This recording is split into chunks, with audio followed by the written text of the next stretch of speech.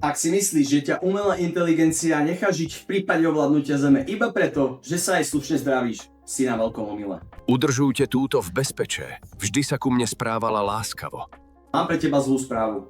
A ešte horšiu pre tvojich kamarátov, ktorí začínajú každý prompt takto. Prosím ťa, milý ChatGPT, mohol by si mi prosím ťa...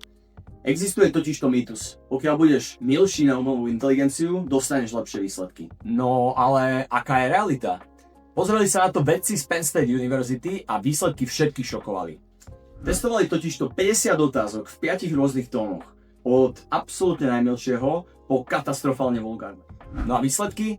Tie najmilšie prompty zaznamenali úspešnosť 81%, zatiaľ čo tie vulgárne a drsné dosiahli 85%. No ale prečo to tak je? Jazykové modely nie sú ľudia, nemajú city a tým pádom akákoľvek slušnosť pridáva len zbytočný šum do promptu. No a ak chceš viac tipov a faktov z prostredia AI, daj ma sledovať.